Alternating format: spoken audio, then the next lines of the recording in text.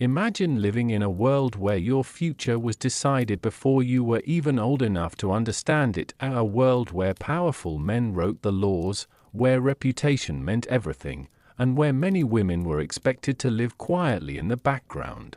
But then, there was one woman who stepped outside those boundaries, a woman who entered rooms where philosophers gathered, where wealthy citizens debated ideas, where powerful men searched for beauty, intelligence, and conversation. She was not a queen, she did not command armies, she did not sit on a throne, and yet, her name traveled through the streets of ancient Greece, from wealthy homes to private gatherings, and eventually through the pages of history itself, because in a society that often tried to control women's lives, she found a way to create her own place. Tonight, we are traveling back more than 2,000 years, to the golden age of ancient Greece, a world of marble temples, crowded marketplaces, dramatic theaters, and hidden rooms where the most fascinating conversations took place. Behind the famous philosophers and powerful politicians,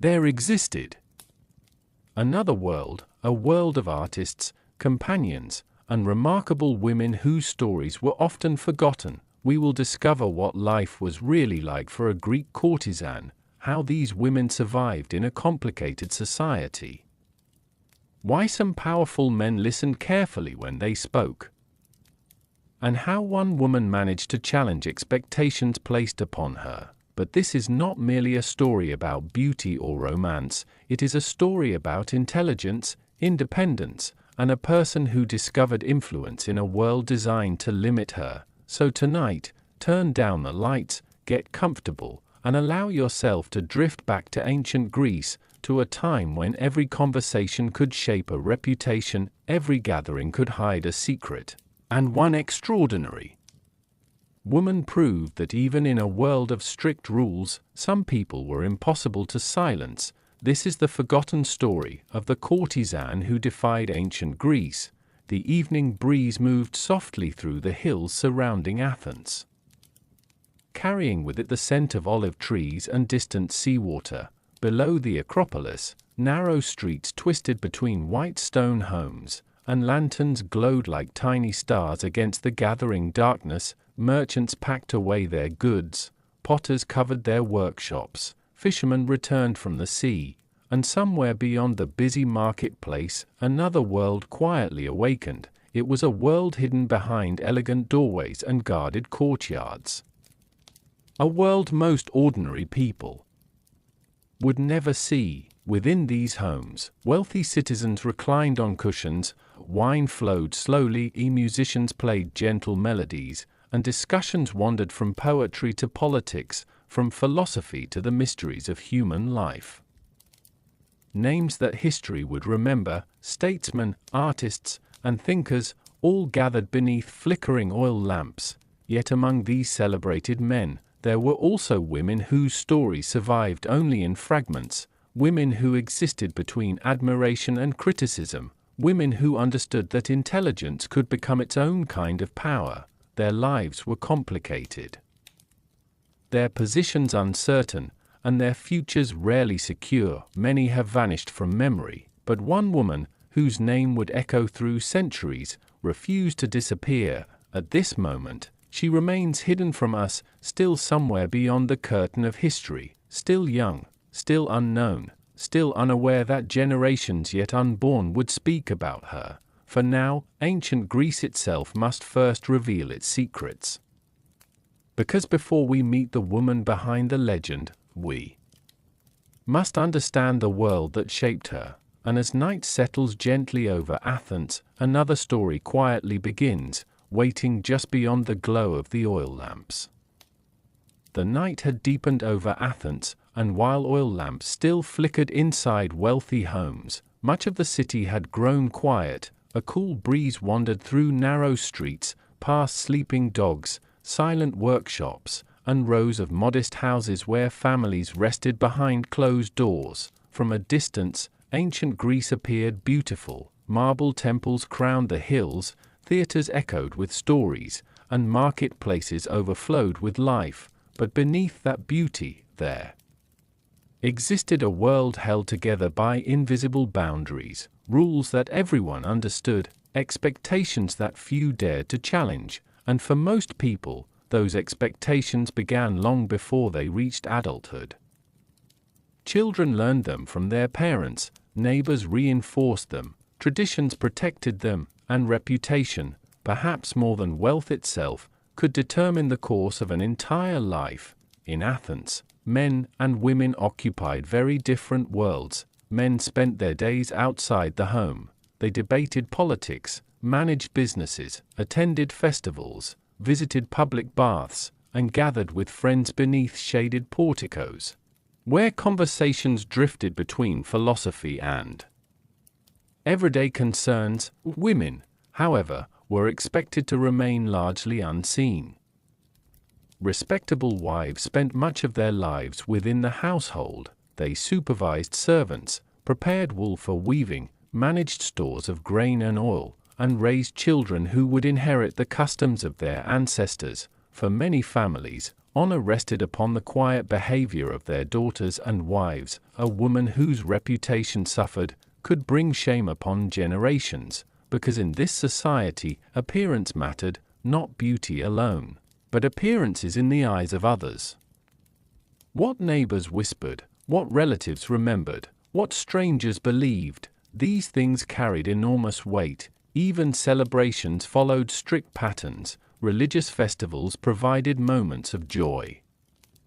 Yet everyone understood their place: citizens, foreigners, servants, merchants, slaves. Each occupied a carefully defined position, and crossing those invisible lines often invited suspicion. Still, human beings have always been more complicated than rules. Behind closed doors, life rarely fit neatly into expectations.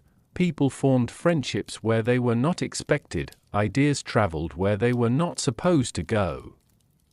And curiosity, that quiet companion of humanity, often ignored the boundaries society tried so carefully to maintain. Athens itself was filled with contradictions. Its citizens celebrated wisdom, yet not everyone was permitted to participate equally in intellectual life. Its poets praised love, yet marriages were often arranged with practical concerns in mind. Its philosophers questioned the universe, while ordinary people worried about harvests, household expenses, and preserving their standing among neighbors. Perhaps that was what made the city so fascinating. It was a place of brilliance, but also limitation, a place where greatness and inequality existed side by side. And somewhere within these complicated layers, another kind of life quietly existed, not entirely accepted, not completely rejected, occupying a strange space between admiration and criticism. There were women who moved differently through society, women who attended gatherings that respectable wives never entered, women educated in music, poetry, conversation, and the subtle art of understanding people. Some viewed them with envy, others with suspicion, many with fascination. They were neither ordinary wives nor simple entertainers.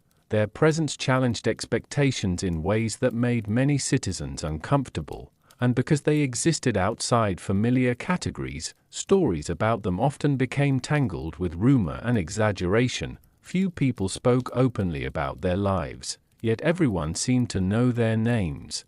Their laughter echoed through elegant dining rooms. Their opinions influenced artists and thinkers, and their existence revealed something unexpected, that even the strictest societies contained hidden spaces where different rules applied. As the moon continued its slow journey across the Athenian sky, and the city slept beneath the watchful gaze of marble temples, those hidden spaces remained alive, quietly waiting, because within that unusual world, one remarkable woman was growing closer to her place in history, and before long, the secrets surrounding the courtesans of ancient Greece would begin to emerge, like distant voices carried softly upon the night wind. Long after the marketplace had fallen silent, and the sounds of Athens softened beneath the stars, certain houses throughout the city remained awake, behind decorated walls and quiet courtyards, lamps continued to burn, soft melodies floated through open windows, the scent of incense mixed with warm bread and watered wine, and within these hidden spaces, conversation stretched deep into the night, to ordinary citizens passing in the darkness. These gatherings might have seemed mysterious, perhaps even forbidden, but inside, another side of ancient Greece revealed itself, one far more complicated than many people imagined, for the women who entered these rooms were unlike most others in the city. History remembers them by many names, but among the most famous were the hetairae, the courtesans of ancient Greece, and despite what later stories sometimes suggested, their lives were not simple tales of beauty and romance. They occupied a unique place in society, a place that few fully understood, unlike respectable wives, who spent much of their lives within the household. Many courtesans lived with unusual independence. Some managed their own homes, others controlled their finances, a few even accumulated wealth that many citizens could only dream of possessing, yet freedom always came with uncertainty. Their position depended upon reputation, connections, and the changing opinions of powerful men. Nothing was guaranteed, and fortunes could disappear as quickly as they arrived. Still, what truly set these women apart was not merely appearance.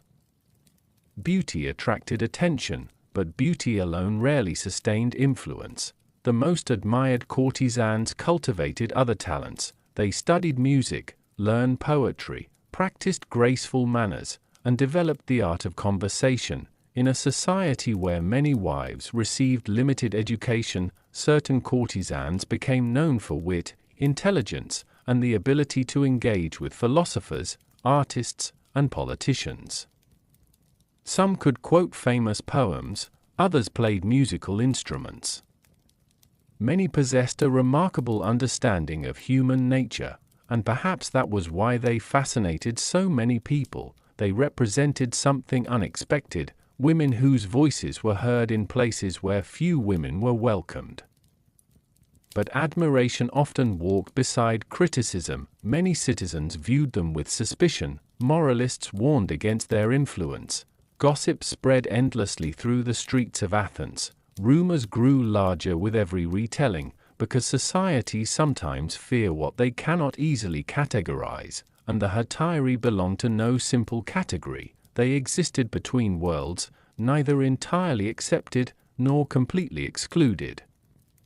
Celebrated by some, condemned by others, their lives reflected the contradictions of ancient Greece itself, yet beyond the rumors and whispers, they were human beings, women with hopes, ambitions, friendships, and fears. Some had been born outside Greece.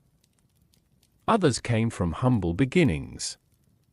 Many understood that survival required intelligence just as much as charm. Their laughter filled elegant rooms, but loneliness visited them too. Their smiles concealed worries about aging, about changing fortunes, and about the fragile nature of influence, because admiration, as they knew all too well, could be temporary. Still, certain names endured. Their stories survived in poems, fragments of speeches, and scattered accounts written by men who often misunderstood them. Like distant echoes, those fragments reached across centuries, leaving modern historians to piece together lives that were never fully recorded, and among those names, one would eventually shine brighter than the rest.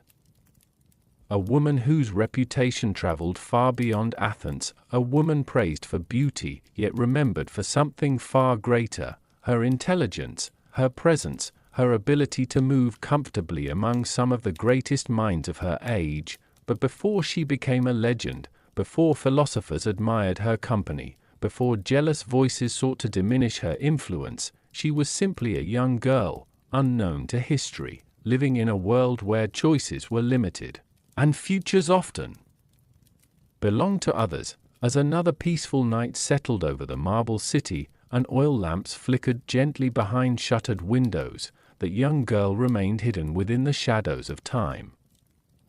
For now, because soon, the woman behind the legend would finally begin to emerge, and with her arrival, ancient Greece itself would never seem quite the same again. As the night breeze drifted across the hills of Athens and the distant sea whispered against the shores of Attica, history itself seemed to grow quieter. The great names of generals and kings often filled the pages of ancient writers. Their victories were carefully recorded, their monuments carved in stone, but other lives, especially the lives of women, survived only in fragments, half-remembered stories, scattered observations, passing remarks preserved almost by accident. And yet, sometimes even fragments are enough. Sometimes, a voice echoes through the centuries with surprising clarity. Such was the case with a woman named Aspasia, long before poets praised her. Before philosophers spoke of her intelligence, before rumors and accusations surrounded her name, she was simply another child entering a world already shaped by expectations. Historians believe she was born in Miletus, the prosperous Greek city along the coast of Asia Minor. Far from the busy streets of Athens, Miletus was a place where merchants, travelers, and ideas moved constantly through its harbors. Ships arrived carrying spices, fine fabrics, stories from distant lands, and people who spoke in unfamiliar accents. It was a city that looked outward, a place where curiosity flourished, and perhaps, without anyone realizing it, the atmosphere of that city helped shape the young girl who would one day captivate Athens. Much about her early life remains hidden. Ancient writers left frustratingly few details. No one recorded her childhood laughter. No one described the games she played. No one preserved the sound of her voice. History, after all, was usually written by men interested in very different things. Still, certain clues survived. Aspasia likely received an education unusual for many women of her time. She appears to have learned rhetoric, conversation, and the arts that transformed ordinary speech into something memorable. Such skills required patience, observation, and above all, a curious mind, because intelligence cannot simply be handed to someone, it must be nurtured.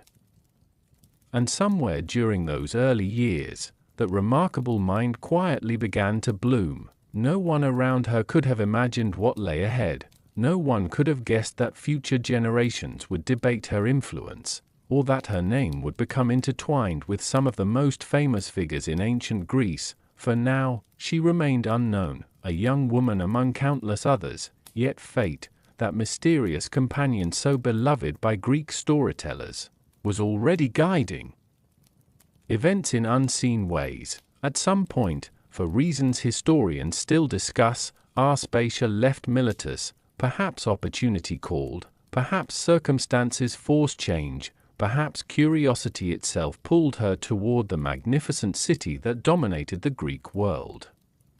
Athens, the city of philosophers, artists, statesmen, and endless conversations. For many travelers, Athens inspired awe.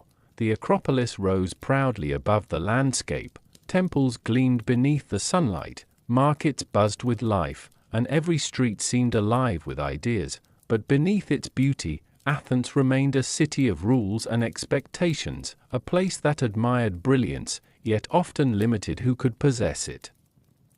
Into this complicated world stepped Aspasia, not as a queen, not as a noble woman, and certainly not as someone destined for greatness, at least, not according to society. She arrived as an outsider, a foreign-born woman, unknown, unconnected.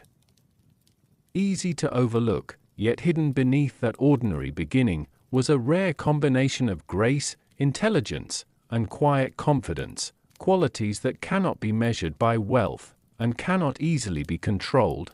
No one passing her in the streets could have known what history would remember. No one could see the invisible threads beginning to weave around her life. But slowly, almost imperceptibly, doors would open, conversations would begin. And powerful people would soon discover something unexpected. That influence sometimes arrives softly, not with armies, not with crowns, but with ideas. And as another evening settled over the city, while oil lamps flickered in windows and the stars appeared above Athens, the woman behind the legend quietly took her first steps into history, unaware, perhaps, that centuries later, people would still speak her name, and even now, her greatest chapters had yet to unfold. The stars had begun to fade, and somewhere beyond the eastern horizon, the first hints of dawn touched the sea. Before Athens awoke, before merchants arranged their stalls, before philosophers gathered beneath shaded porticos, another morning quietly arrived in the memories of a much younger Aspasia. Long before history learned her name, she lived in a world where most lives followed paths chosen by others. In those days, choice itself was a luxury. And for many girls across the Greek world, the future appeared narrow and carefully defined. A daughter was expected to obey, a wife was expected to serve, and a respectable woman, according to tradition, was expected to remain unnoticed. Such ideas were so deeply woven into society that few questioned them. Children inherited expectations much like they inherited family names, and while boys often learned to speak boldly about public affairs, girls were taught different lessons of patience, modesty, silence, and duty. Yet even within those boundaries, human curiosity could not be completely contained. Some children looked beyond the world placed before them, some quietly asked questions, and among them, perhaps, was young Aspasia. The city of Miletus offered sights that stirred the imagination. Its harbor welcomed ships from distant lands, foreign merchants carried unusual goods. Travelers brought stories that sounded almost magical. Strange languages echoed through busy streets, exotic fabrics shimmered beneath the sun, and ideas flowed as freely as the sea breeze itself. For a curious child, such a place must have felt endless. One day might bring tales from Egypt, another from Phoenicia, another from islands far beyond the horizon. The world seemed larger than walls, larger than expectations, and perhaps that realization planted something important inside her. Because once a person begins to understand how vast the world truly is, it becomes difficult to accept narrow limitations. Still, daily life remained simple. The rhythm of ordinary existence moved gently forward. Families gathered around shared meals. Women spun wool and prepared bread. Children played in shaded courtyards. Olive oil lamps illuminated the evenings, and neighbors exchanged stories beneath the soft glow of twilight. Life was not always harsh. There was laughter, music, festivals honoring the gods, moments of comfort and joy. But hidden beneath those peaceful routines, there remained an unspoken truth. Not everyone possessed the same opportunities. A boy's ambitions could stretch outward. A girl's ambitions, if she dared to possess them, often remained invisible. Ancient writers rarely recorded such feelings, but human emotions have changed very little across the centuries. Dreams existed then, just as they do now. Curiosity existed. Frustration existed, and somewhere inside countless homes, young women surely wondered about lives they might never experience. Perhaps Aspasia wondered too. Perhaps she listened carefully when travelers spoke. Perhaps she observed the world around her with unusual attention. Perhaps she recognized that knowledge itself possessed a quiet power. No historian can answer those questions with certainty. History leaves many silences, and sometimes those silences are strangely beautiful, because they remind us that legendary figures once lived ordinary days. They worried, they hoped, they faced uncertainty, and they could not see the future waiting ahead. Aspasia certainly could not. She could not know that her words would one day influence powerful men. She could not know that philosophers would remember her, or that critics and admirers alike would argue over her legacy for thousands of years. For now, she remained simply a young woman growing up in a complicated world, a world that offered limitations, but not impossibilities, because history often changes quietly, not through sudden moments, but through countless small experiences, a conversation overheard, a story remembered, a question left unanswered, and as the sun slowly rose over the harbors of Miletus, casting golden light across the peaceful waters, the young girl who would one day challenge expectations continued her journey. Still learning, still watching, still becoming, and soon, the lessons that made her different from so many others would begin to reveal themselves, like the first light of morning spreading across the sea. Morning sunlight spread gently across the waters of Miletus, and as gulls circled above the harbor, another ordinary day quietly began. Merchants opened wooden shutters, potters arranged their wares, fishermen repaired their nets beneath the shade, and throughout the city, life moved according to familiar rhythms. Yet while routines shaped the days of many people, there were certain lessons that changed the course of a life. Not all knowledge announced itself with great importance. Sometimes, the most powerful lessons arrived quietly, through careful observation, through patient listening, through countless conversations that seemed ordinary at the time. As Aspasia grew older, the world around her continued to offer something many people overlooked: voices, stories, ideas. Miletus had long been a city where different cultures crossed paths, travelers arrived from distant lands, merchants exchanged not only goods, but customs and beliefs, and within that constant movement, a curious mind could gather treasures far more valuable than silver: words, understanding, perspective. No one knows exactly who taught Aspasia. History remains frustratingly silent, but her later reputation suggests something remarkable. She learned to speak beautifully, not loudly, not forcefully, but with grace, with clarity, and with the kind of confidence that made others want to listen. In ancient Greece, conversation itself was considered an art. Great thinkers debated ideas for hours. Poets searched endlessly for the perfect phrase. Orators practiced speeches with extraordinary care.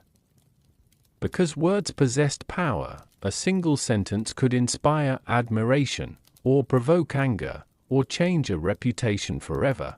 And somewhere during those years, Aspasia appears to have mastered something that many powerful men spent their entire lives pursuing: the ability to communicate. Perhaps she studied poetry, perhaps she listened to musicians and storytellers. Perhaps she learned rhetoric from teachers whose names have vanished into history. Whatever the source, the results became impossible to ignore. She developed a mind that moved easily between ideas, a mind capable of asking thoughtful questions, a mind that understood that true intelligence often begins with curiosity. But knowledge alone was not enough. There were other skills, subtle skills: the art of listening, the ability to notice emotions hidden behind words, the patience to understand different personalities. Such qualities rarely appear in history books, yet they shape human relationships more than people realize. Aspasia learned these lessons well, and while others focused only upon appearances, she quietly cultivated something far more enduring: presence. There are certain people whose company feels comforting, people who bring calm into a room, people who make others feel understood. Ancient writers hinted that Aspasia possessed such gifts, not because she demanded attention, but because attention naturally flowed toward her. Still, none of this guaranteed an easy future. Talent often attracts admiration, but it can also attract jealousy, and in societies built upon tradition, those who stand apart are rarely welcomed without resistance. For now, however, those challenges remained hidden beyond the horizon. Life continued with gentle simplicity. Evenings brought music and shared meals. Oil lamps flickered beside woven tapestries. Families gathered beneath the stars, and somewhere within that peaceful world, a young woman continued shaping herself in ways no one fully understood, not even Aspasia herself. Because human beings rarely recognize the importance of the present moment while living it, a conversation. Remembered years later, a lesson whose value becomes clear only with time, a skill practiced in quiet corners that eventually changes everything. Such moments often appear ordinary until history looks back and sees how extraordinary they truly were. As another evening settled over Miletus, and the sky faded into shades of purple and gold, Aspasia stood at the edge of adulthood, still unknown, still far from Athens, still unaware that destiny was slowly guiding her toward a city where philosophers would speak her name, toward gatherings where ideas shaped nations, toward friendships and rivalries that would echo through centuries. But before any of that could happen, powerful men and famous thinkers entered her life, another world awaited, a world hidden behind elegant doors, where wealth, conversation, and influence quietly intertwined beneath the glow of oil lamps. And there, the next chapter of her story would begin. By the time darkness settled over Athens, the city seemed to transform. The noise of merchants slowly faded, workshops closed their doors, and the busy streets beneath the Acropolis grew quieter with every passing hour. But while much of the city prepared for sleep, another world was only beginning to awaken, behind marble walls, beyond carefully guarded courtyards, and hidden from the eyes of ordinary citizens. Wealthy Athenians gathered beneath the warm glow of oil lamps. These evenings were known as symposia. To later generations, they might sound like simple banquets, but they were far more than that. They were places where friendships were strengthened. Ideas were tested, stories were exchanged, and reputations, so precious in ancient Greece, could rise or fall with a single conversation. As servants poured watered wine into elegant cups, musicians softly played their lyres, the air carried the scent of incense and roasted figures, cushions surrounded low tables decorated with olives, cheese, and freshly baked bread. The atmosphere felt peaceful, almost dreamlike, yet beneath that calm, important things unfolded. Men who governed the city reclined beside famous poets, artists exchanged thoughts with generals, philosophers debated questions no one could truly answer. What is justice? What creates happiness? Can wisdom ever be fully attained? Such discussions drifted deep into the night, and unlike the noisy marketplace, these gatherings rewarded patience, charm, humor, and above all, the ability to speak beautifully. Not everyone was invited. Attendance itself reflected social standing. To enter these rooms meant stepping into circles where influence quietly moved like unseen currents, and surprisingly, certain women were present as well. Not wives. Respectable wives usually remained at home. The customs of Athens demanded it. Instead, the women who entered these elegant chambers belonged to a different world, the world of the hetairi, courtesans whose talents extended far beyond appearance. These women understood music, poetry, conversation, and perhaps most importantly, they understood people. Ancient writers often focused upon beauty.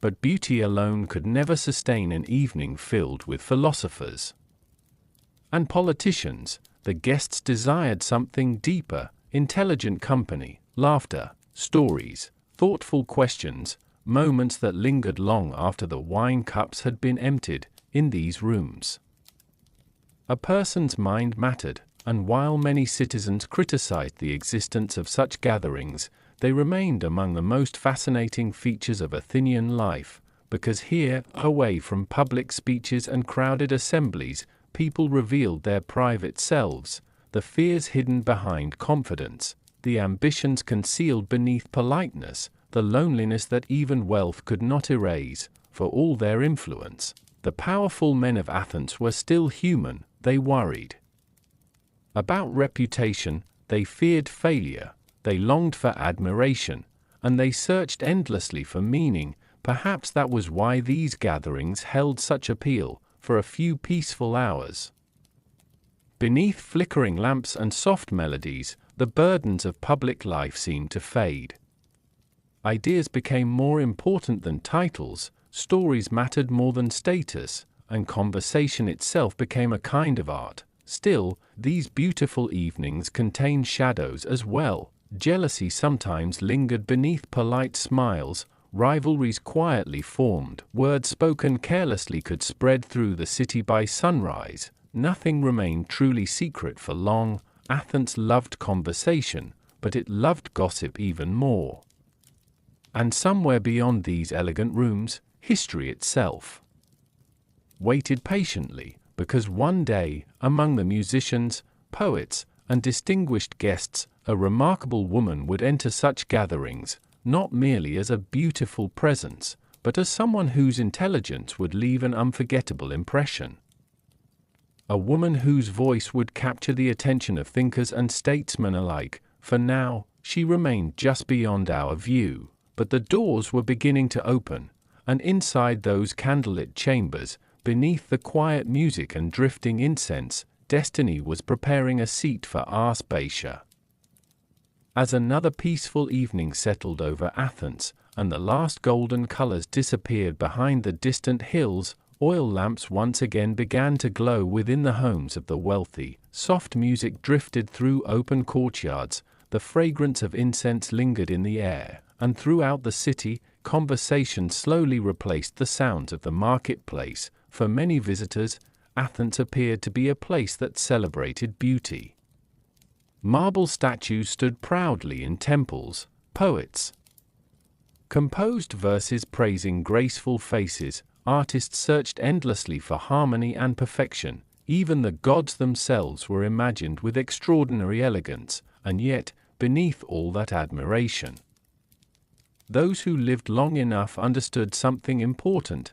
Beauty was fleeting, the bloom of youth faded, fashion changed, fortunes rose and fell, and admiration based only upon appearances could vanish as quietly as morning mist. Nowhere was this truth more evident than in the world of the courtesans. Many young women entered that world possessing charm and beauty, but not all of them remained remembered. Attention could be won quickly, keeping it, that was far more difficult, because the men who attended private gatherings were not seeking silence. They already had beautiful statues. They already owned precious objects.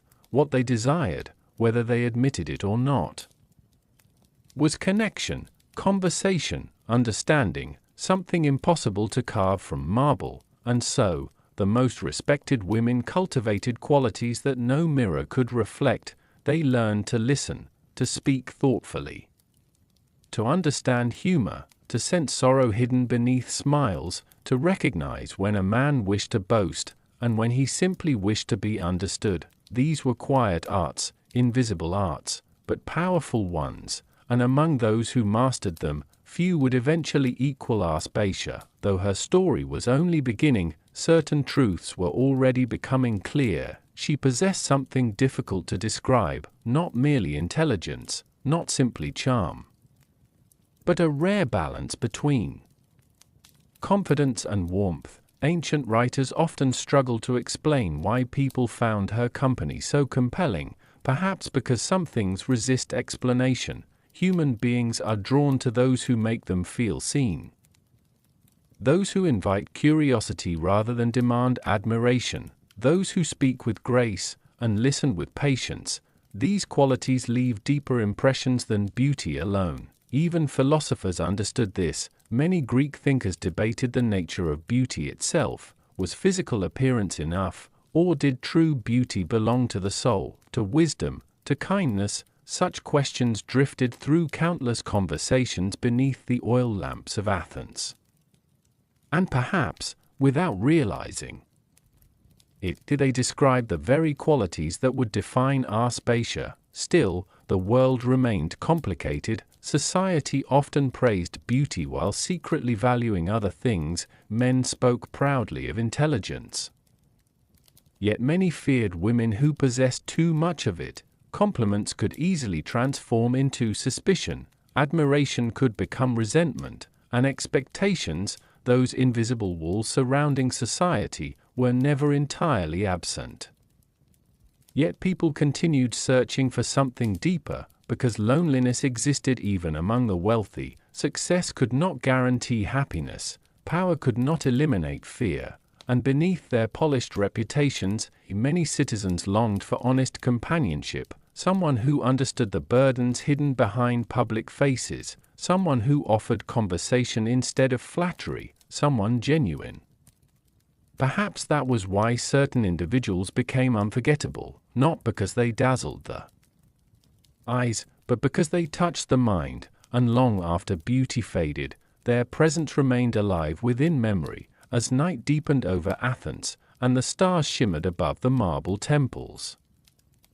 Another truth quietly emerged: the greatest influence rarely belongs to those who shine brightest, it belongs to those who leave others thinking, remembering, wondering, and somewhere within the gentle glow of oil lamps, Aspasia herself was drawing closer to that realization, closer to the city that would test her gifts, closer to the people who would admire her, and those who would fear her, for before long, her words would begin opening doors that beauty alone could never unlock, and among the greatest minds of ancient Greece, one conversation, still waiting somewhere in the future, would change everything. By the hour when most of Athens had fallen asleep, when the marketplace stood empty, and only the distant sound of waves disturbed the silence, another kind of activity still lingered in certain corners of the city, not the clanging of blacksmiths, not the cries of merchants, but voices, quiet voices, measured voices, voices wrapped in curiosity, for ancient Greece was a civilization deeply in love with words. Ideas traveled through conversations, friendships were strengthened through conversations, and reputations, perhaps more fragile than marble itself, could be shaped by a single conversation. Long before books became common, people remembered stories by speaking them. Poems were recited beneath the stars, questions were debated beneath shaded columns, wisdom itself often passed from one voice to another, and among all the talents admired by the Greeks, few were considered more valuable than the ability to speak beautifully, not beautifully in the sense of grand speeches, but beautifully in a quieter way, the ability to make others feel comfortable, to ask thoughtful questions, to guide discussions gently, without demanding attention, because conversation, when practiced with care, was considered almost an art form. Unlike all arts, it required patience, observation, and understanding, as Aspasia grew into adulthood. These qualities became impossible to ignore. Ancient writers who mentioned her often spoke of something unusual. Men who encountered her did not merely praise her appearance, they remembered her words, her ideas, her presence, and perhaps most remarkable of all, they remembered how she made them think. In a society where many women were expected to remain silent, that alone made her extraordinary, for intelligence possessed a strange power. Unlike wealth, it could not easily be stolen; unlike beauty, it did not disappear with time; and unlike titles, it did not depend entirely upon the opinions of others. True intelligence often revealed itself quietly, through curiosity, through listening, through knowing when to speak, and when to remain silent. These were gifts more subtle than fame, yet infinitely more enduring.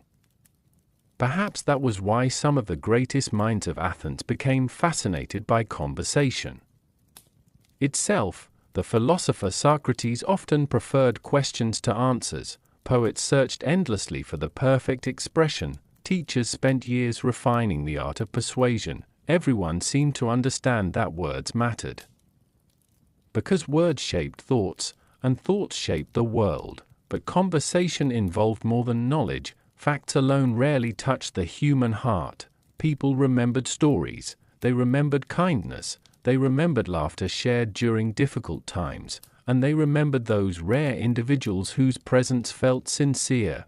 Aspasia appears to have understood this instinctively. Ancient sources suggest that people sought her company not simply because she was educated, but because she possessed warmth, a graceful intelligence, the ability to speak without arrogance, and the ability to listen without judgment. Such qualities often create influence without force. Without commands, without titles, without crowns, and perhaps that was precisely what made certain citizens uneasy, because power is easier to understand when it wears armor or carries authority, but influence born from ideas, from conversation, from admiration freely given, that kind of power can feel unsettling, especially to those who believe only men should possess it.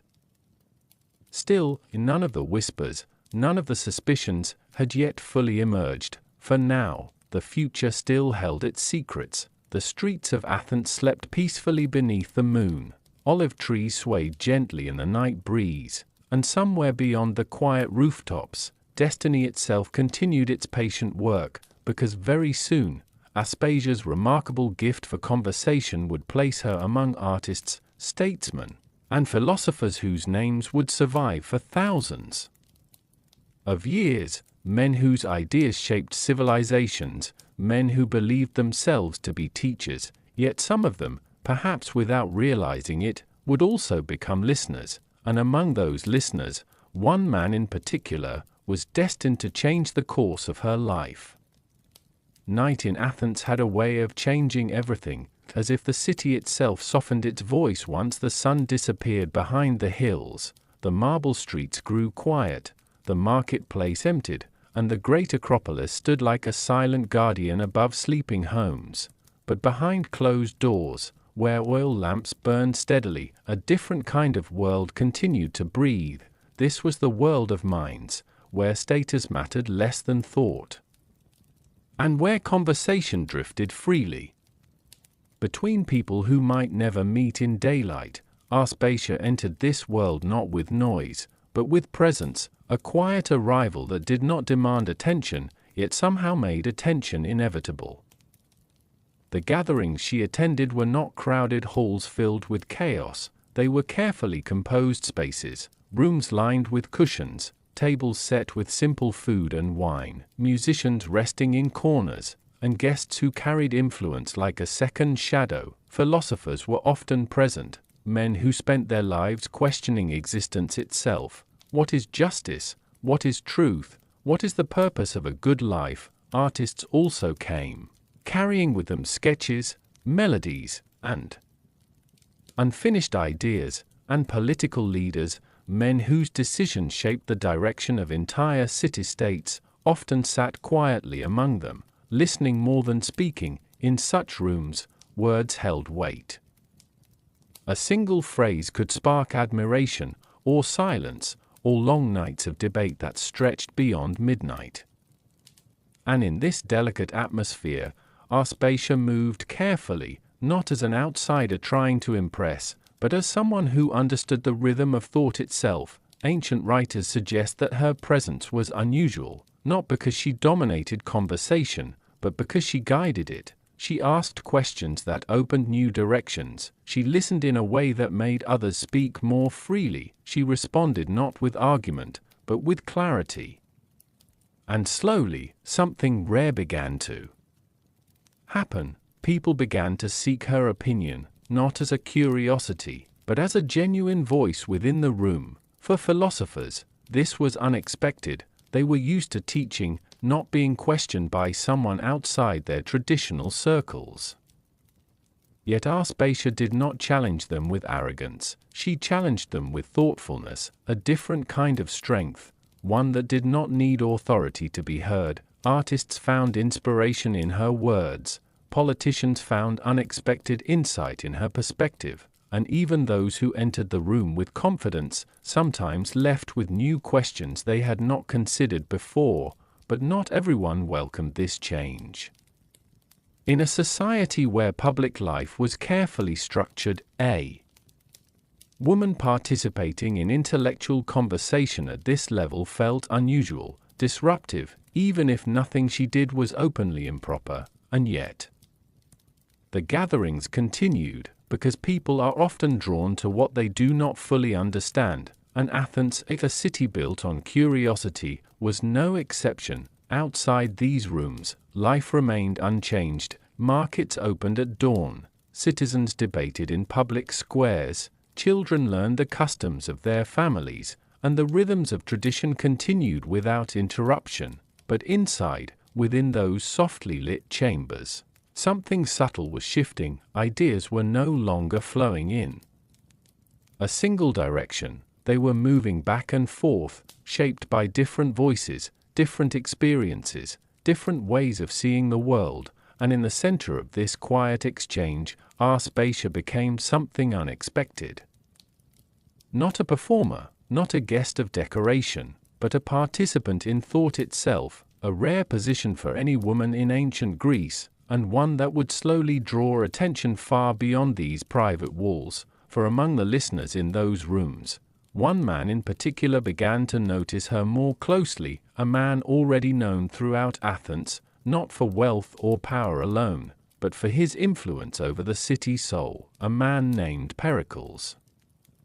And though nothing dramatic happened yet, though no words of destiny were spoken aloud, something important had already begun, a shift so subtle it could not be measured, only felt, like the moment just before dawn, when the sky has not yet changed. But the night is no longer complete, and as Athens continued its quiet rhythm beneath the stars, two paths that had once been separate were slowly beginning to move toward each other. Beyond the marble streets of Athens, past the grand temples and crowded public squares, there existed another world entirely, a world that did not appear in speeches, not in festivals, and rarely in written records. It was the world inside the home, where life moved at a slower rhythm, and where the true structure of society quietly revealed itself. In ancient Greece, the household was more than shelter, it was identity, it was duty. It was reputation made visible through daily routine. Within these homes, women managed everything that could not be seen in public life. Food was prepared, clothing was woven, children were raised and taught the customs of their ancestors. Servants and slaves carried out much of the physical labor, yet the responsibility for order rested on the mistress of the household. Silence often defined these spaces, not because they were empty, but because they were carefully controlled. The outside world belonged to men, the inside world, to women of respectable households. This division was not questioned by most citizens, it was accepted as natural, as necessary, as the foundation of stability. Yet beneath this structure, human life remained far more complex than rules could describe. Within these private walls, emotions unfolded that never reached public ears, small disagreements, quiet joys, moments of exhaustion after long days, moments of tenderness between family members, and sometimes unspoken dissatisfaction with the roles assigned to them. Even in a society built on order, people remained individuals, thinking, feeling, wondering. Aspasia, who moved between different layers of Athenian society, understood this divide better than most. She had seen both worlds, the public gatherings filled with philosophy and debate, and the quiet domestic spaces where life unfolded without ceremony, and perhaps because of that, she possessed a perspective few others had. She understood what was spoken in public, and what remained unsaid in private, what people presented, and what they concealed. Inside wealthy homes, especially those connected to political life, silence carried meaning. A glance between servants, a pause in conversation, a carefully chosen word. These small details revealed more than formal speeches ever could, and Aspasia learned to read them, not as a spectator, but as someone who understood the importance of human behavior. Because in ancient Greece, power did not exist only in assemblies or battlefields, it also existed in relationships, in influence, in trust, and in the ability to understand others deeply enough to guide conversation itself. Many later writers struggled to describe her role in this world. some exaggerated, some criticized, some admired, but beneath all interpretations, one fact remained consistent. She was present in spaces where ideas and decisions overlapped, where personal relationships met political ambition, where private life and public life quietly touched, and in such environments, words mattered even more than laws. Meanwhile, outside these homes, Athens continued its familiar rhythm. Men debated in the agora, philosophers taught beneath open skies, children played near fountains and temples. Life appeared unchanged, yet behind closed doors, discussions influenced futures, ideas moved from private rooms into public decisions, and reputations were shaped long before they reached official record. Aspasia's ability to navigate these hidden layers made her unusual.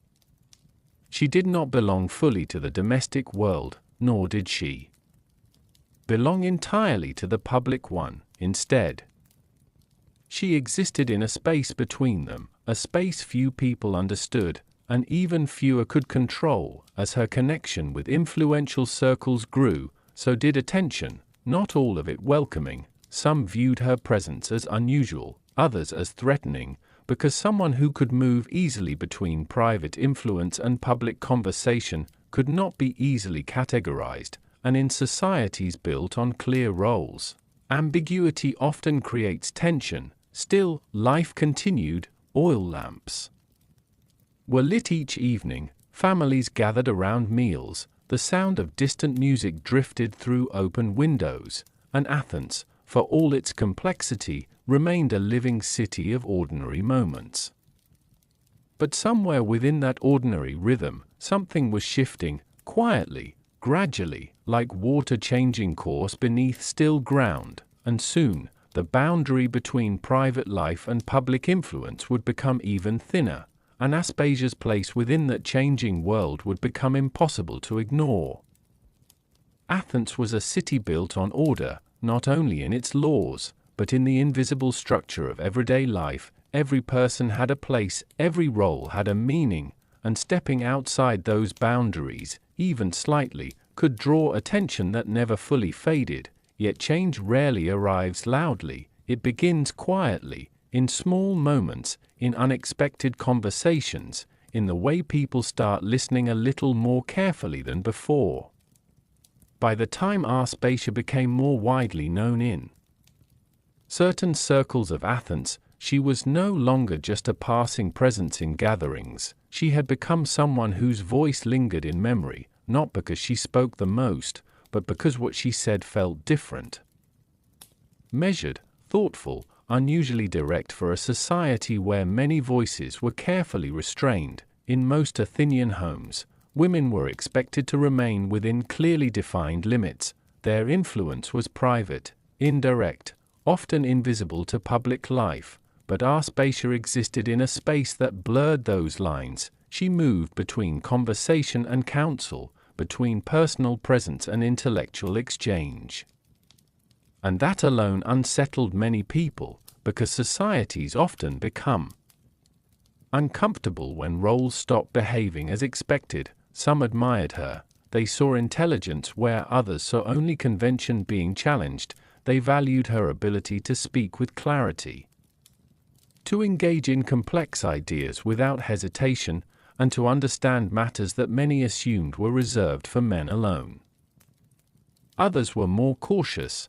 They questioned how a woman could participate so freely in intellectual circles.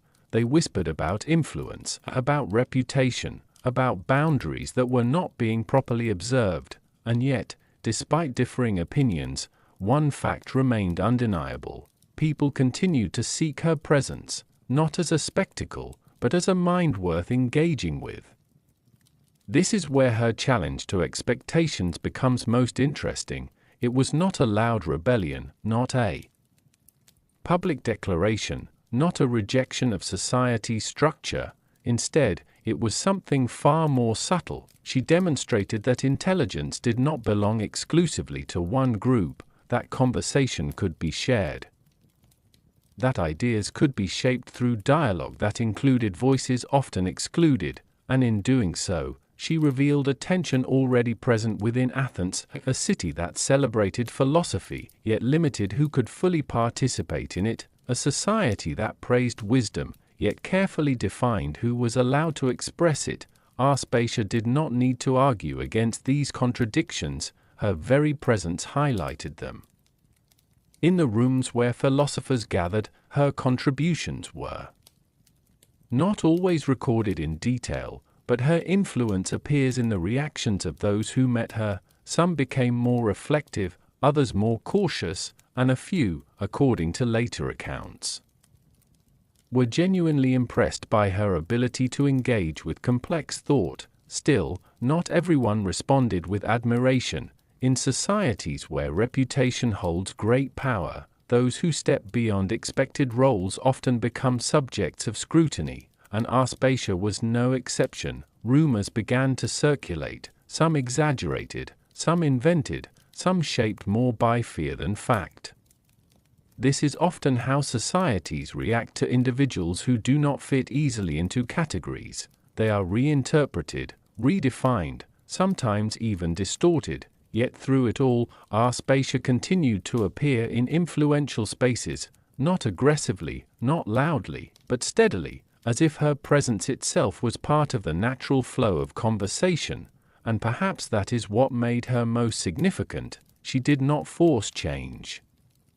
She revealed possibility, a different way of existing within a structured world, one where intellect and presence could reshape how people interacted, even within long-established traditions. Outside these gatherings, Athens remained unchanged in appearance.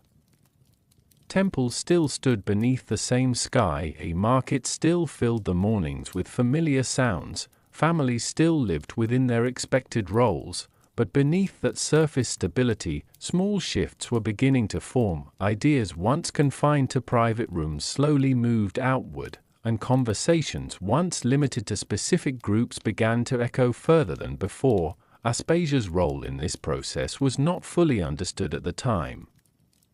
Perhaps it never was, but history often works this way. Change is rarely recognized while it is happening. Only later, when patterns become visible, do people begin to see how quietly transformation unfolded, and in the calm evenings of Athens, as oil lamps flickered and voices drifted through open windows, the line between expectation and reality continued to blur, not suddenly, but steadily, and somewhere within that slow shift, Aspasia's influence continued to grow, leading her closer to admiration, and also closer to the criticism that would follow her in the years ahead. Athens, for all its brilliance, was never a city that remained still in its judgment. Opinion shifted easily here, like wind moving through narrow streets, changing direction without warning. One moment a name could be spoken with admiration, and the next, with hesitation. As Aspasia's presence in intellectual circles became more noticeable, so too did the conversation surrounding her, not all of them kind, not all of them fair. In the private rooms where philosophers gathered, her words were remembered, her insights repeated, her ability to engage in thoughtful conversation was quietly acknowledged. But outside those rooms, where stories often grew larger than their origins, a different version began to form. Whispers moved through the city, not loud enough to be proven, but persistent enough to be believed by some. This is how reputation works in ancient Greece, not through facts alone, but through repetition, through suggestion, through the quiet shaping of perception. Some admired her intelligence, but struggled with what it represented, a woman moving freely among men of influence, speaking with them as an equal in conversation, challenged ideas that many had never questioned before, and when long-held ideas are challenged, resistance often follows. Jealousy is rarely simple, it does not always appear as anger, sometimes it hides behind concern, sometimes behind tradition, sometimes behind the belief that order must be preserved. There were those who felt uneasy watching Aspasia gain attention in circles traditionally reserved for men, not because she disrupted anything loudly, but because she did not seem to belong to the limitations others expected, and so criticism began to grow, subtle at first, then more structured, questions about influence, about propriety, about the boundaries of her role in society. Even when no direct accusations were made, implication itself was enough to shape opinion. In Athens, a city that valued reputation almost as much as truth, this could be dangerous. Yet Aspasia did not retreat into silence, she did not withdraw from conversation or disappear from gatherings. Instead, she continued to move within those same intellectual spaces, speaking when necessary, listening when required, maintaining a presence that neither demanded attention nor avoided it. This balance was difficult to understand for those who only saw extremes, but it was precisely this balance that made her remarkable. Meanwhile, a jealousy often found quieter expressions. Some questioned whether her influence was appropriate, others suggested her presence disrupted tradition, and a few, unable to fully define their discomfort, turned admiration into criticism simply because admiration had become complicated. But history shows something important in moments like these. Criticism alone does not erase influence, it often confirms it, because people rarely speak so much about those who are truly irrelevant. The more her name circulated, the more it revealed that she had entered a space few could ignore. Still, the tension remained unspoken in formal settings. In public spaces, Athens continued as it always had. Philosophers debated, citizens gathered, festivals honored the gods, life appeared unchanged, but beneath the surface, under conversations that were never fully recorded, a quiet division was forming between those who valued her presence and those who questioned it. Aspasia herself could not control these reactions, no one could. Reputation in Athens was never fully owned by the individual. It was shaped collectively, reflected through others, and constantly rewritten. Perhaps she understood this, perhaps she did not, but what remained consistent was her continued participation in the intellectual life of the city. Even as criticism grew, so did her visibility. Even as whispers spread, so did her influence, and this duality, admiration and jealousy existing side by side, created a tension that would follow her into the next stage of her life, one that would bring her even closer to the most powerful figures in Athens, and further into the center of attention she never openly sought, but could no longer avoid. As the city moved through its familiar rhythms, and evening light returned once again to marble streets, Aspasia's story was no longer just about presence, it was becoming about consequence. As Athens moved deeper into the rhythm of evening, the city once again transformed into something quieter, more reflective, almost dreamlike. Beneath the fading light, oil lamps began to glow in upper rooms of wealthy homes, shadows stretched across marble floors, and within private courtyards, the voices of conversation slowly replaced the noise of the day. It was in these spaces, far removed from the crowded agora, that influence often revealed its true shape, not through public speeches, but through private attention. And as Aspasia's reputation continued to circulate through elite circles, something subtle began to change. She was no longer simply discussed. She was anticipated. In certain gatherings, her presence was quietly hoped for. In others, her absence was noted, not because she demanded attention, but because attention had begun to move toward her naturally. Among the men of Athens, there were many who possessed power in different forms. Some held political influence, others were known for their wealth, a few carried reputations built upon philosophy or military success, and yet, when they gathered in private symposiums, status often softened, titles became less important, and conversation, once again, became the true measure of a person. It was in these environments that Aspasia found herself increasingly noticed. Not as a curiosity, but as someone whose presence changed the tone of a room, Some men admired her openly. They appreciated her intelligence, her ability to respond thoughtfully, her understanding of ideas that extended beyond ordinary expectations. Others observed her more cautiously, noticing how easily she moved through conversations, how naturally she responded to complex thoughts, how others seemed to listen when she spoke. And in a society where influence was often associated with hierarchy, this created unease. But there were also those who were drawn to her for simpler reasons: the comfort of conversation, the rarity of being understood, the quiet relief of speaking without interruption or judgment. In a world where many interactions were shaped by status, such experiences felt rare, and therefore valuable.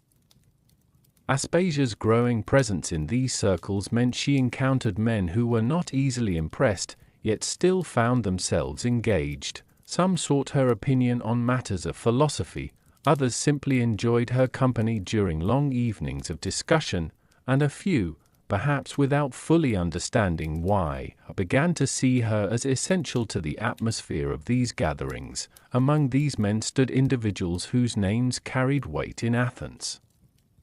Men accustomed to being listened to, men whose words often guided decisions beyond the walls of private homes. Yet even they, in the quiet intimacy of conversation, found themselves listening more than speaking. This shift was not dramatic. It did not occur in a single moment. Instead, it unfolded gradually, through repeated encounters, shared discussions, and the natural rhythm of intellectual exchange. But in Athens, even gradual changes could have significant consequences. Because influence in this city was rarely direct, it moved through relationships, through trust, through familiarity. And as Aspasia became more familiar within these circles, her position grew increasingly complex. She was admired for her mind, respected for her presence, and yet always viewed through the lens of a society still struggling to define her place within it. This tension followed her into every gathering. Some men saw her as a companion in thought, others as an unusual exception, and a few, perhaps unable to fully articulate their own fascination, allowed admiration to shift quietly into personal interest.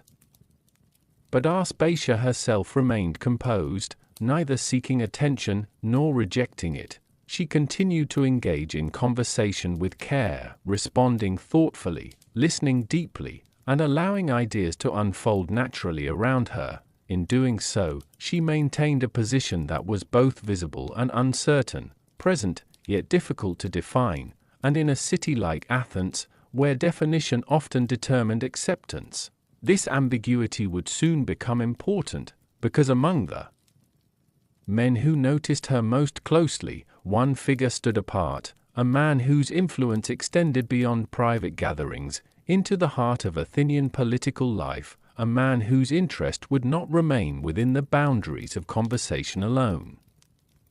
And as the evening deepened once more over the marble rooftops of Athens, the direction of Aspasia's life began to shift in ways that would soon become impossible to ignore.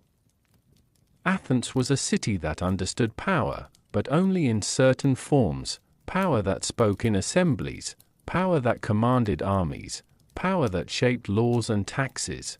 These were the kinds of influence that society recognized openly, measured, recorded, remembered. But there was another kind of power, less visible, yet often just as important: the power of presence, the power of conversation, the power of shaping how people thought when they left a room, and slowly, without announcement or ceremony, Aspasia found herself standing closer to this quiet form of influence. It did not happen in a single moment. There was no declaration, no sudden rise. Instead, it unfolded like a long evening stretching into night, gradual, almost unnoticeable at first. In the gatherings she attended, she was no longer simply a guest among others. She became someone whose words were considered, whose opinions were remembered, whose reactions subtly guided the flow of discussion. Men who once led conversations effortlessly began to pause before speaking, listening first, as if weighing their thoughts against hers. This was not obedience. And it was not submission, it was something more subtle, respect shaped by engagement. In the male-dominated world of Athens, such a position was rare. Most women were excluded from formal intellectual life. Their influence remained within the household, private and indirect, but Aspasia existed outside this separation, not by force, but by participation. She entered spaces where ideas were exchanged freely and proved capable of contributing to them. Philosophers who met her did not always agree with her, but they often engaged with her seriously. Artists found inspiration in her perspective. Politicians listened carefully, even when they did not admit it openly, and over time, this accumulation of attention became influence, not the kind that could be officially recorded, but the kind that shapes decisions before they are made. In Athens, decisions were not born solely in the assembly, they were formed earlier, in private homes, in conversations after meals, in symposiums where wine softened rigid thinking, and within those spaces, Aspasia became a consistent presence. Her influence was not loud, it did not dominate rooms. Instead, it shaped the atmosphere, the direction of thought, the questions that remained after others had stopped speaking. Some men admired this deeply. They saw intelligence where others saw convention being challenged. They appreciated clarity and the ability to explore ideas without unnecessary pride. Others were less comfortable, because influence that does not rely on authority can feel unfamiliar, even unsettling. Especially in societies built on clear hierarchy, and yet, despite differing reactions, her presence continued to grow, not because she demanded it, but because people returned to conversations where they felt intellectually engaged. Human beings are drawn to understanding, to connection, to voices that respond rather than simply instruct. Aspasia's role in this environment was not formal. She held no office, no title, no official authority, and yet, her impact could be felt in the way conversations unfolded around her, in the way arguments softened, in the way ideas were reconsidered, and in the way silence often followed her thoughtful remarks, not from confusion, but from reflection.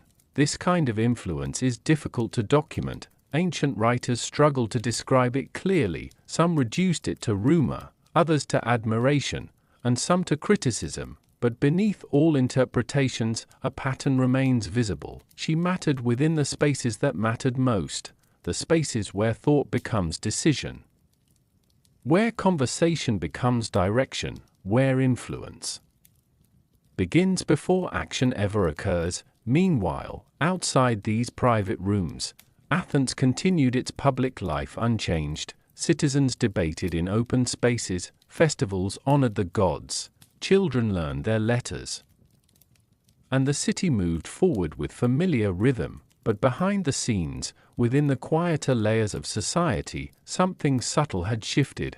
The presence of a woman in intellectual spaces was no longer entirely surprising, but it was still not fully accepted, and that tension would remain, hovering, unresolved, like a question the city had not yet learned how to answer. And among those who observed her most closely, one figure's attention deepened beyond intellectual curiosity. Pericles, a man whose influence reached the highest levels of Athenian governance, a man who understood power in both public and private forms, and as his awareness of Aspasia grew, so too did the importance of the world she now inhabited. Because influence, once recognized, rarely remains private for long. Athens was a city that lived twice, once in reality, and once in reputation. The reality was made of ordinary things, stone streets worn by footsteps, homes filled with quiet routines, markets that opened at sunrise and closed with the fading light. But reputation was something else entirely. It moved faster than truth, it changed shape as it traveled, and it rarely returned to its source unchanged. By the time Aspasia's name was spoken widely across different Circles of Athens, it no longer belonged entirely to her, it belonged to stories, to interpretations, to the imagination of those who spoke about her without fully knowing her, in private rooms. She was remembered as intelligent, engaging, a rare presence who elevated conversation simply by being part of it, but outside those rooms, where distance replaced familiarity, her image began to shift. Some described her with admiration, others with suspicion, and many with assumptions shaped more by social discomfort than by experience. This gap between reality and reputation was not unusual in ancient Greece. It was part of how societies functioned. People rarely had access to full truth. They relied on fragments, observations, second-hand accounts, and from those fragments, entire narratives were built. Aspasia existed at the center of this process, not because she controlled it, but because she was visible within spaces that attracted attention and visibility. In any society, invites interpretation. Among those who had actually spoken with her, a more grounded image existed, a woman capable of engaging thoughtfully in complex discussion, someone who listened carefully, responded clearly, and participated in intellectual exchange with ease. But among those who had never met her, imagination filled the gaps, and imagination is rarely neutral. It tends to reflect the values and anxieties of the time. In Athens, where social roles were clearly defined, anyone who appeared to move between boundaries naturally became a subject of curiosity, and sometimes unease, but Aspasia herself remained unchanged by these shifting perceptions. She continued to participate in gatherings, to engage in conversation, to move within circles where ideas were exchanged freely. She did not attempt to correct every rumor, nor did she withdraw from public interaction. Instead, she remained present, and presence itself became a form of stability amid changing interpretations. Meanwhile, the men who continued to interact with her carried their own interpretations into wider discussions. Some spoke of her intelligence with genuine respect, others emphasized her influence in ways that reflected their own concerns, and a few, unable to fully separate admiration from discomfort, allowed both to merge into contradiction. This is how reputation becomes complex. It is not a single narrative, but many overlapping versions of the same person, each shaped by perspective, each incomplete, and over time, these versions begin to travel independently of the individual they describe. In Aspasia's case, this meant that the woman known in conversation was not always the woman who existed in reality. One was grounded in experience, the other in projection, and the distance between them continued to grow. Yet within the intellectual life of Athens, what mattered most was often not reputation, but engagement. When ideas were exchanged in private rooms, when debates unfolded over wine and conversation, when philosophers tested arguments against each other, it was presence and participation that shaped memory, and in those spaces, Aspasia's contributions remained consistent, thoughtful, measured, engaged. Even as external perceptions became increasingly varied, outside those rooms, Athens remained unaware of this distinction. Citizens continued their daily routines, public discussions focused on visible matters, and the deeper layers of private influence remained largely unseen. But beneath this surface stability, a quiet awareness was forming among certain individuals, that reputation and reality were not always aligned, and that influence often existed in places where public visibility could not easily reach. Among those beginning to recognize this complexity, Pericles stood most prominently, a man experienced enough to understand both public opinion and private truth. And as his connection to Aspasia's world deepened, the difference between who she was and who she was said to be would begin to matter even more, because in Athens, reputation could open doors, but reality ultimately determined what happened inside them. As the night settled once more over Athens, and the marble city slipped into its familiar silence, history itself seemed to breathe more slowly. The Acropolis stood above the rooftops like a shadowed memory, oil lamps flickered behind wooden shutters, and the distant sound of footsteps faded into the darkness. But beneath this calm surface, there was something that ancient history often left behind, voices that were never fully recorded, lives that existed only in fragments, and women whose names were either softened by time or lost entirely. Ancient Greece is often remembered through its most visible figures, philosophers whose words survived in writing, generals whose victories shaped cities, politicians whose decisions altered the course of events. But behind all of them, there existed countless women whose lives were rarely preserved with the same care, not because they were unimportant, but because history itself was selective, written mostly by men, for audiences who valued public action over private influence, and so, many women appear only in shadows of the record, mentioned briefly, described indirectly, or remembered through the words of others. Aspasia's story is unusual, not because she was entirely unique, but because she was visible enough to be remembered at all. In a world where many women remained unnamed, her presence in intellectual and political circles allowed fragments of her life to survive. Yet even those fragments are incomplete. They tell us she was intelligent, that she participated in conversation, that she moved among influential men, but they do not capture the full depth of her daily life, her private thoughts, her uncertainties, her quiet moments that never reached written record. And this absence is important, because it reminds us that history is never a full image, only a carefully preserved outline.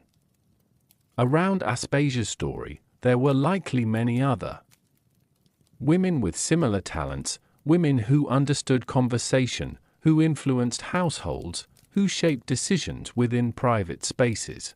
But their names did not travel forward, not because they lacked significance, but because their influence existed in places that ancient writers rarely documented, inside homes, within relationships, through conversation rather than public action. In many ways, this makes Aspasia's preserved story even more meaningful. She becomes not just an individual, but a reflection of many unseen lives, a reminder that behind every recorded figure, there are countless others who shaped the world quietly, without recognition, without record, without lasting fame. Even in philosophical circles, women's voices were often absent from written texts, not necessarily from conversation itself, but from preservation. Ideas spoken in private rooms were not always captured for future generations. And so, what remains is shaped by selection. What was considered important enough to write down, and what was not. This selective memory creates gaps, and within those gaps, entire histories disappear.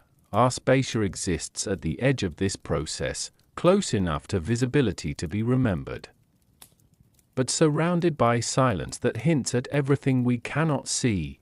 And perhaps that is why her story continues to attract attention, not only because of what is known, but because of what is missing, the unanswered questions, the unrecorded moments, the lives that moved around her without being documented. In Athens, as daily life continued unchanged, these invisible histories remained present in subtle ways.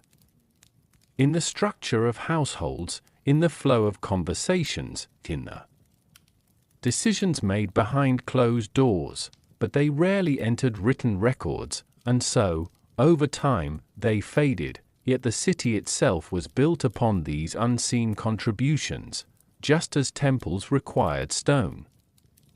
Society required countless acts of care, conversation, and influence that were never publicly acknowledged. Aspasia's presence in this historical landscape highlights a deeper truth, that history is not only shaped by those who are remembered, but also by those who are not. And in recognizing this, we begin to see ancient Greece not as a collection of famous names, but as a living world filled with many overlapping lives, some recorded, many forgotten, and all once. Real, as the wind moved gently through the olive trees outside Athens, and the city rested beneath a sky filled with quiet stars, the forgotten stories of women across generations remained suspended in time. Just beyond reach, yet never entirely gone, because even silence can leave behind echoes. Time in ancient Greece did not move in straight lines, it moved in layers. Stories were told, repeated, altered slightly with each telling, until what remained was no longer the original moment, but something shaped by memory. And Aspasia's story survived in exactly this way, not fully preserved, not perfectly recorded, but carried forward through fragments that refused to disappear. Some of those fragments came from philosophers, others from historians writing long after her lifetime, and a few from writers who were more interested in argument than accuracy. Each added something, each removed something, and over centuries a figure began to form from the scattered pieces. A woman of intelligence, influence, and unusual presence in the intellectual life of Athens, but the survival of her story was never guaranteed. Many voices from ancient Greece were lost entirely. Writers who once shaped public opinion now exist only as names, or vanish without trace. Entire perspectives disappeared with the decay of papyrus and the silence of time. So why did Aspasia remain? The answer is not simple. It is a mixture of visibility, controversy, and memory. She existed close enough to powerful figures that her name appeared in their discussions. She was referenced in philosophical debates, mentioned in historical writings, and occasionally used as an example in arguments about society and influence. In other words, she became part of the intellectual conversation itself, and anything that enters conversation, especially among influential thinkers, has a chance to survive. But survival also depends on interpretation. Some writers admired her intelligence, others questioned her role, and some used her as a symbol, rather than describing her as a person. This is where history becomes complex. Because once a person becomes symbolic, they stop belonging only to themselves. They become ideas, arguments, representations of something larger than their life. Aspasia, in later accounts, became many things: a thinker, a companion to philosophers, a figure of influence in Athenian political life, and sometimes a subject of criticism used to explore social boundaries. Each version preserved a part of her, but none preserved the whole. And yet, without these versions, her name might not have survived at all. This is the paradox of ancient memory. To be remembered imperfectly is still to be remembered. Over time, her story passed through Roman writers, medieval scholars, and eventually modern historians, each adding layers of interpretation. Some tried to reconstruct her life carefully, others repeated earlier assumptions, and a few re-examined the fragments with renewed curiosity, trying to separate fact from tradition.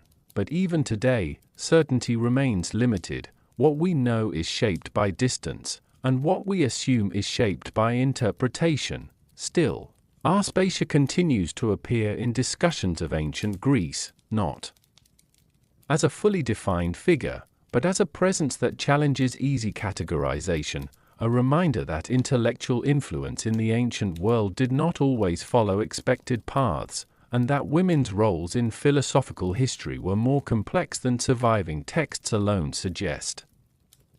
Perhaps this is why her story still feels alive, because it exists between clarity and mystery, between fact and interpretation, between history and imagination.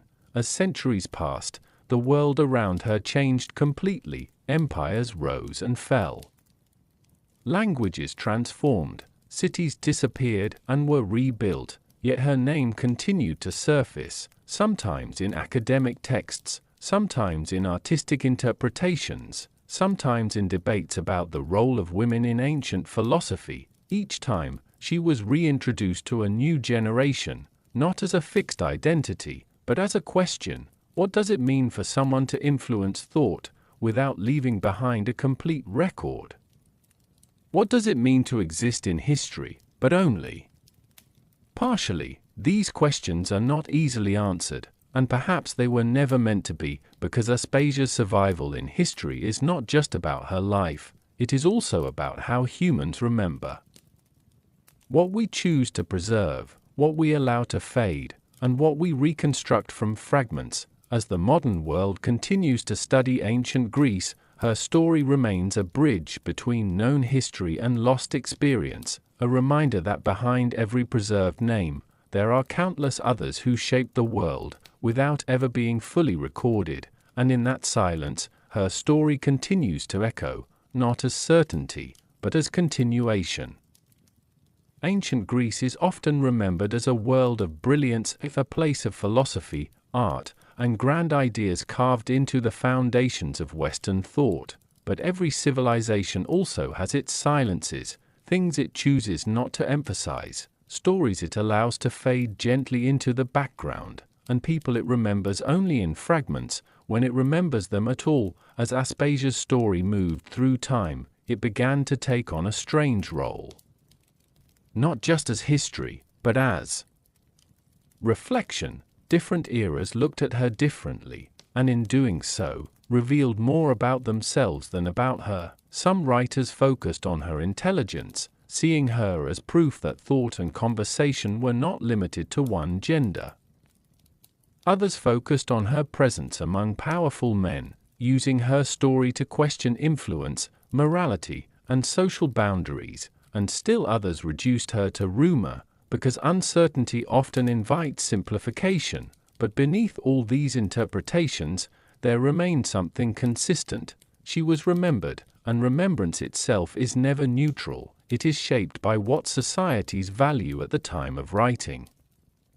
Ancient Greece celebrated philosophy, but did not always preserve the voices of those who participated outside traditional roles, yet Aspasia's name survived anyway, which means she occupied a space that could not be fully erased, a space between admiration and discomfort, between acceptance and resistance, between visibility and silence. And perhaps that is exactly what ancient Greece never fully wanted to confront, that influence does not always follow expected structures, that intelligence can appear in unexpected forms, and that conversation itself, even when shared across boundaries, can reshape how people understand authority. In many surviving accounts, Aspasia is not presented as a ruler, nor as a formal teacher, but as someone whose presence affected the flow of thought around her. This kind of influence is difficult to categorize, and societies often struggle with what cannot be neatly defined, so instead of fully integrating such figures into historical narrative, they are often placed at the edges. Mentioned, but not centered, acknowledged, but not fully explored, yet the edges of history are still part of history, and sometimes they reveal more than the center, because they show what was considered unusual, what was debated, what was not easily accepted. Aspasia's continued presence in historical writing suggests that ancient Greece was not as fixed in its social structure as it sometimes appears. There were spaces where boundaries softened, where conversation crossed roles, where individuals moved between categories that were supposed to remain separate. These moments did not erase tradition, but they revealed its flexibility and tension, and within that tension, Aspasia's story remained alive, not as a simple biography, but as a point of reflection. Even centuries later, writers return to her name when discussing broader questions: the role of women in intellectual life, the nature of influence, the relationship between private conversation and public power, and in doing so, they kept her present.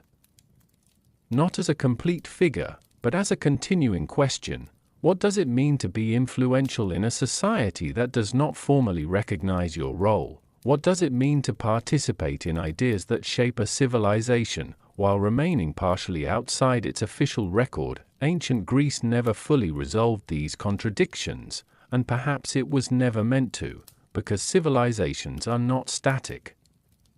They are made of tensions that evolve over time. Aspasia's story sits within one of those tensions, and by surviving, it invites each generation to reconsider what has been preserved and what has been left behind. As modern readers look back at ancient Greece, they do not encounter a complete picture.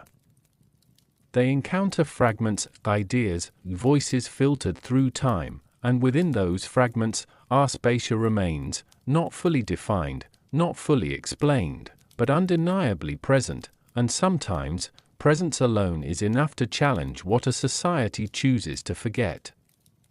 The city of Athens no longer exists as it once did. Centuries have passed, empires have risen and fallen, and the marble streets have been reshaped by time itself, but somewhere within the layers of history, the echo of a quieter story remains, a story not carved into stone monuments or celebrated in triumphal inscriptions, but carried forward through thought, debate, and the fragile memory of written words. Aspasia's life, as it reaches us today, does not arrive as certainty. It arrives as fragments, a name, a presence, a figure moving between philosophy and influence in a world that rarely preserved such complexity in women's lives, and yet, despite all the gaps, she continues to exist in the historical imagination, not as a perfectly defined character, but as something more enduring, a question that refuses to settle. What happens when someone exists at the intersection of intellect and society, but is not fully contained by either? What happens when influence is exercised not through authority, but through conversation, through presence, through the subtle shaping of thought in private spaces? Ancient Greece never gave a simple answer to this, and perhaps history never could, because Aspasia's legacy is not built on certainty, it is built on interpretation. Each generation that encounters her story reshapes it again. Some see her as evidence of intellectual participation beyond traditional boundaries, others see her as a reflection of the complexity of social influence in Athens, and some see her as a reminder of how much of history remains unrecorded. All of these interpretations coexist, and none fully capture her, yet this incomplete nature is precisely what keeps her story alive. Because when history is fully defined, it stops evolving, but when it remains open, it continues to speak. Aspasia's name survives not because every detail of her life is known, but because enough remains to inspire curiosity, enough to provoke discussion, enough to challenge assumptions about the ancient world, and in that sense, she becomes more than a historical figure. She becomes a mirror, reflecting not only ancient Greece, but also the way we choose to understand it. Across time, her story has traveled through shifting lenses, from ancient writers to later historians, to modern interpretations that attempt to reconstruct the silence between fragments, and with each retelling, she is rediscovered again, not as she was fully known, but as she is understood in that moment in history. This continuous reinterpretation is part of her legacy, because it shows how fragile memory can be, and how powerful it becomes when it survives. Aspasia's presence in the intellectual memory of ancient Greece reminds us that influence is not always tied to formal power. Sometimes it exists in dialogue, sometimes in ideas shared between individuals, and sometimes in the quiet shaping of thought that never enters official record. These forms of influence are difficult to measure, but impossible to ignore once recognized. As the centuries continue, and the world moves further from the Athens she once knew, her story remains suspended between clarity and mystery, not fully resolved, not fully lost, but continuing to exist in the space between what is known and what is imagined, and perhaps that is the most fitting legacy of all, a life that cannot be completely contained by history, because it continues to be reinterpreted by it. As the night settles once more over imagined Athens, and the echoes of ancient conversations fade into silence, one final thought remains: some stories do not end, they simply change the minds that remember them, and Aspasia, the woman who once moved through the hidden spaces of ancient Greece, remains one of those stories, still speaking across time.